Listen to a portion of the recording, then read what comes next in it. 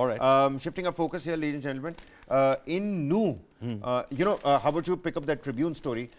See, Kabir over here, one concerning fact is that... So New violence, let's just, put it out there. So New violence, it happened, it's now been almost 2 fortnights, at least 1.5 fortnights, about 15 odd days. 1,200 houses that have been razed in that bulldozer action. High Court has come in, it stopped the bulldozer action. It said that is this ethnic cleansing that's going on? There is complete communal bias on the ground. People are asking for identification cards. It's like pure Auschwitz and Nazi era movie that you're looking at. People are now wanting to know whether you're Hindu or you're Muslim. Meanwhile, those 50 panchayats that had issued letters to boycott Muslim traders, 2 of those panchayats have taken them back. The Mahapanchayat that was carried out in Guru on 2 the people have been Gurgaon, booked for it. People have been booked in that particular hate speech crime.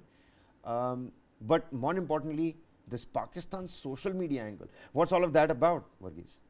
Well, see, the Pakistani social media angle is very interesting, because it says that at least 12 social media groups traced to Pakistan played a pivotal role in New clashes, the police have said. The groups behind, the groups being run on WhatsApp, Facebook, Twitter and Telegram, Twitter, which is X now, Telegram, with thousands of followers from across Mewat region of Haryana and Rajasthan, were allegedly professing hatred through daily broadcasts, they said. The groups not only instigated mobs to give it all for the community during the riots, but were flooded with celebratory messages after the attack. A majority of the suspects nabbed have been found to be active members of these social media groups. So social media accounts being run from Pakistan are under the scanner for instigating the flare-up in New. Though the majority of these have deleted the chats, we are trying to retrieve the data. So it's a huge investigation that is going on. A forensic cyber investigation is going into it to find out as to what were the outside factors that were trying to instigate the situation. This is Sarpanch Krishna at her house.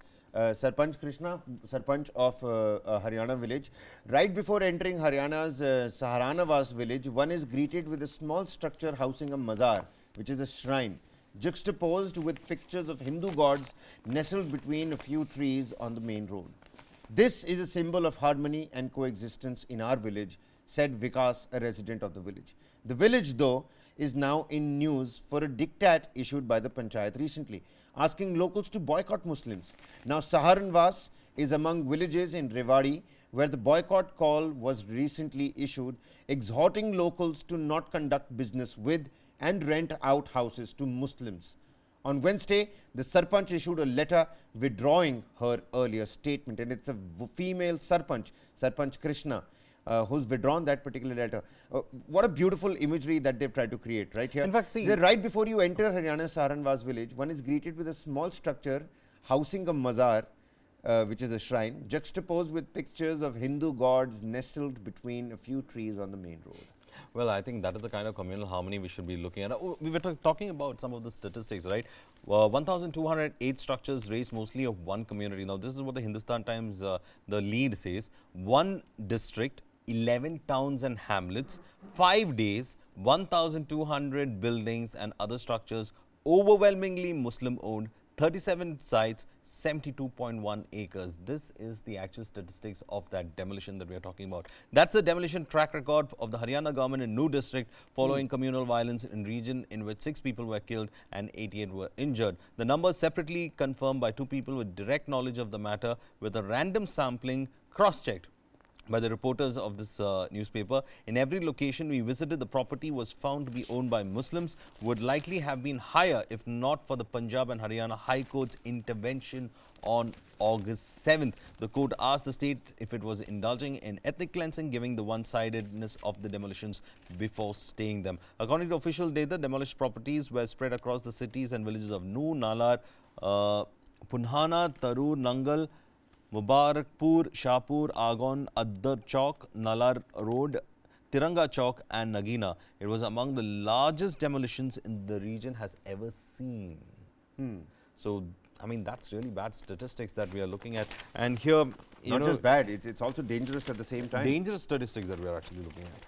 So 2K CCTV camera set up in Ghaziabad to check snatching and burglary is also what I'm picking up here on the page. Just to give you, a roundup of what's happening in the Delhi city. But a new violence, at least it's coming, a little bit under control. Dushyant Chautala, he's already said, he's the Deputy Chief Minister, and he's categorically said that, we're trying to bring things under control again. You can look at the visuals, how, the security has been amped up. It's already beefed up on the ground. And let's hope that the situation returns to normal.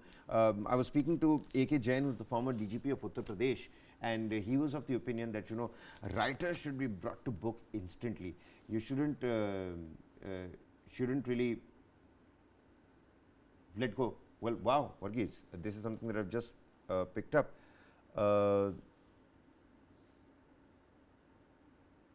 Well, so the murder part of the speech has been expunged.